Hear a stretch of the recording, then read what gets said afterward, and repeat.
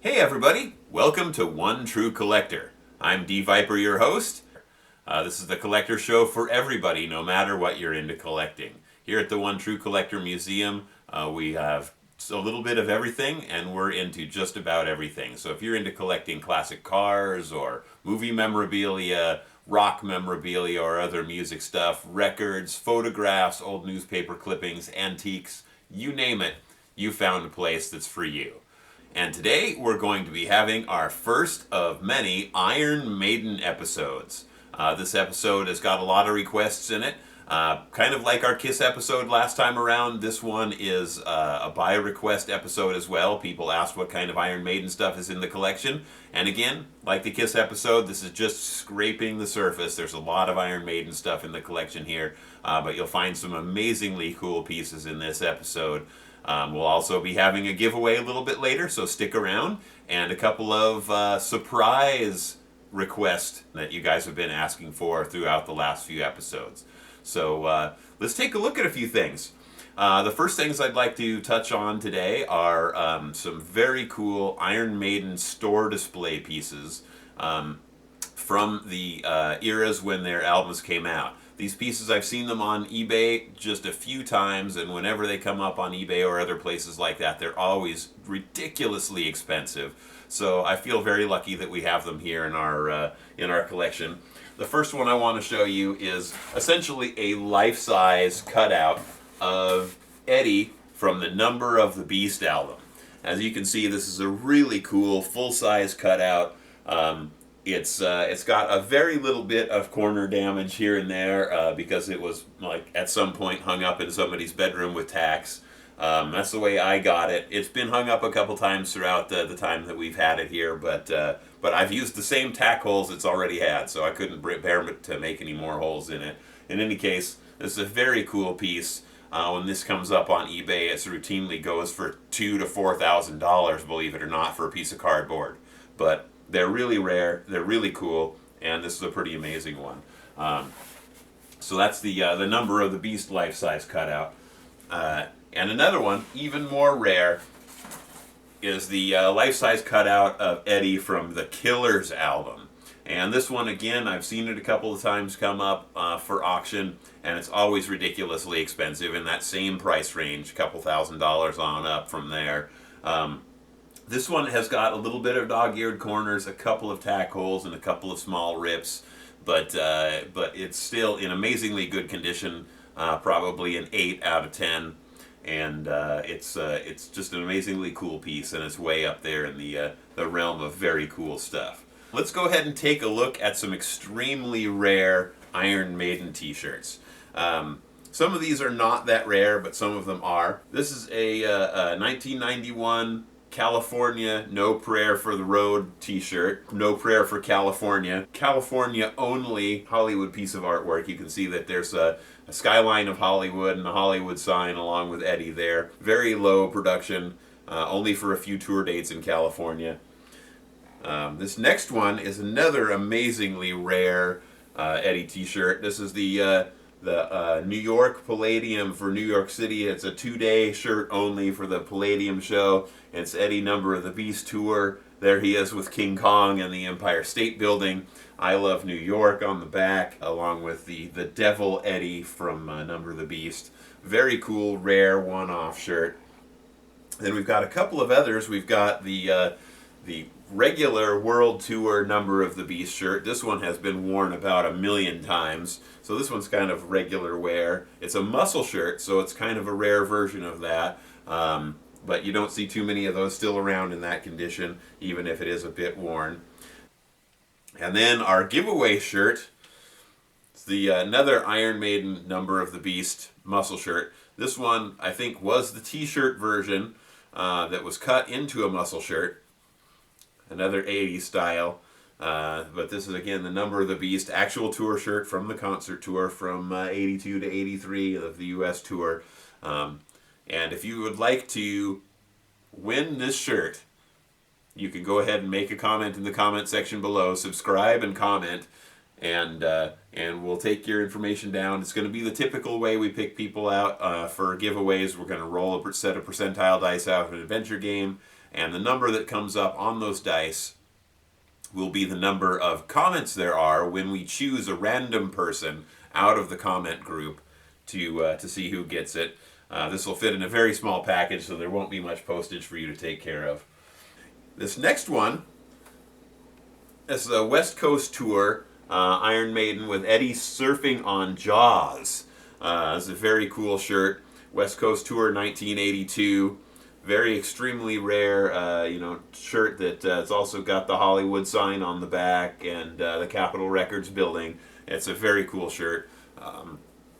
Don't wear this one very often. It's super rare, so that stays in the collection. And then finally, this Iron Maiden Made in Japan shirt. I think this was a part of the tour for the Made in Japan. I got it secondhand. It's also been shopped. It probably was a t-shirt at one time that's had the sleeves removed. But very cool shirt there too. The next thing we'd like to do is take a look here at a bunch of cool Iron Maiden albums. Of course, we have the Iron Maiden self-titled record, Paul Di'Anno on vocals, great record there. But we also have some incredible autographed stuff here in the Iron Maiden collection. This is the Women in Uniform Drifter Phantom of the Opera record. Again with Paul Di'Anno on vocals, but this has got all the band member signatures on it. Very cool, rare record. Of course, Iron Maiden Killers. No Iron Maiden collection is complete without this one. Very freaking cool record. This is the Japanese Live Plus One release. This one's got Sanctuary, Phantom of the Opera, Drifter, Women in Uniform, and of course, all the band member signatures across the cover that features the band live with Paul Di'Anno on vocals. Very cool piece. Next up, of course, Number of the Beast. Standard US release. This one's in real good condition. It gets a lot of playtime, but it's a great record. This is the one that kind of broke them on the international scene really highly with Number of the Beast and Run to the Hills. Very cool record. Speaking of Run to the Hills, this is the Run to the Hills maxi single, again autographed by the whole band. You can see Eddie and the Demon fighting it out there, and then of course the band on the back, as well as some Beast on the Road tour dates from Europe. Then we have the Peace of Mind record, just a standard release again, great record, good condition. Next we have the Made in Japan EP. This is a great record. It's got Running Free, Remember Tomorrow, Wrathchild, Killers, and Innocent Exile. It's a really good record, and another one that you shouldn't be without if you'd like to have a really complete Iron Maiden collection. Next we have this 4-track record with 2 live tracks on it. Again, it's autographed. It's got a great scene of Eddie on the front. Sanctuary, Prowler, with Drifter and I've Got the Fire. Drifter and I've Got the Fire were recorded live at London's Marquee Club on April 3rd, 1980. That's a really freaking awesome one with the autographs. Another rare piece, the Aces High single. It's got Aces High, King of Twilight, and a live version of Number of the Beast. Great classic Eddie Aces High artwork on the front, and on the back it's got the airplane side with the different Eddies marked off. And last but not least, one of the prides of the Iron Maiden collection here is the Iron Maiden Somewhere in Time Japanese issue. This one, it's got a little interview disc inside it. It's got a lyric sheet and a bunch of other inserts, as you can see. Great record. And now we've got a few other things that we'd like to share with you that are by request. One person wrote in and asked, did we have any Boomtown Rats stuff in the collection? And we sure do. Not much, but a little bit. Bob Geldof, of course, Boomtown Rats. This is their first LP, the Boomtown Rats, self-titled LP. Then we have the Boomtown Rats, A Tonic for the Troops. It's another great LP of theirs. And then finally, one of the best records in the collection of the Boomtown Rats stuff is a autographed copy of Mondo Bongo. This is also a promotional copy, as you can see. It's a really good record.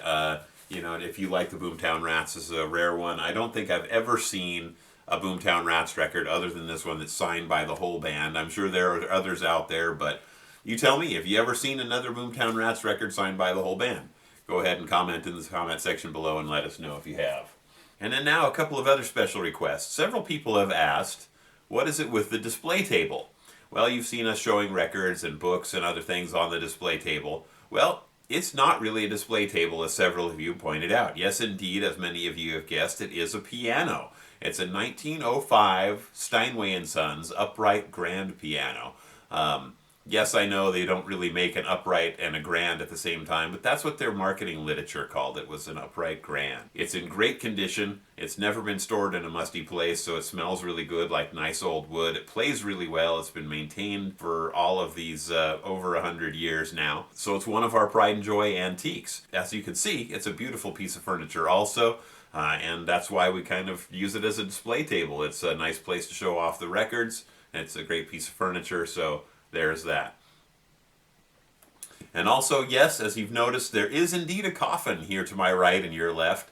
It's a piece of scenery from the band R.I.P, which is a local Seattle band that the Rocket magazine, one of Seattle's most important music publications, called the biggest and most important cult movement in local music. So this coffin was not only a piece of scenery, but also a magician's cabinet. The Roadies would bring it out during the first song of their set, apparently empty, and a disembodied voice would come out of the smoke during the first song, and eventually the coffin would burst open and out would pop the singer in fire and flames and smoke. And it was a great magic illusion that they used as an opener for their show.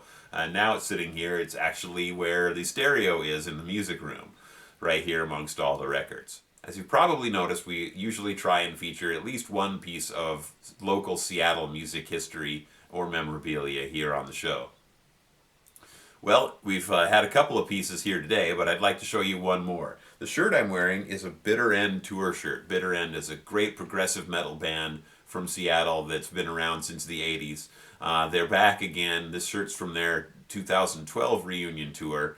It's a really cool shirt, one of my favorites, one of my favorite all-time Seattle bands. So as you can see, it's got a really cool back to it. It's a really awesome shirt. I like wearing it, and it's one of many Bitter End shirts in the collection. Since we're talking about shirts, let's go ahead and change shirts with a little bit of electronic editing magic. Now I'm wearing my Cemental Underground How Hard Do You Rock logo shirt.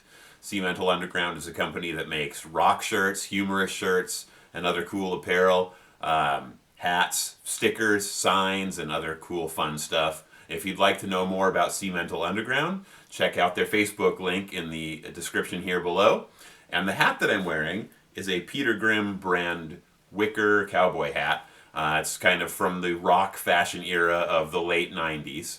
It's been stage worn by a local Seattle band called R.I.P. And so it's kind of one of a kind for that reason. It's got a little bit of damage from being stage worn, but it's also a cool one of a kind piece of Seattle music history. Well, that's about it for our Iron Maiden episode. If you'd like to check out more, please feel free to subscribe. Give this video a thumbs up, and if you'd like to take part in the giveaway, feel free to leave a comment in the comment section below. Please subscribe and comment anyway. You know, I may be one true collector, but you guys are the world of true collectors. So keep collecting, and we'll see you next time.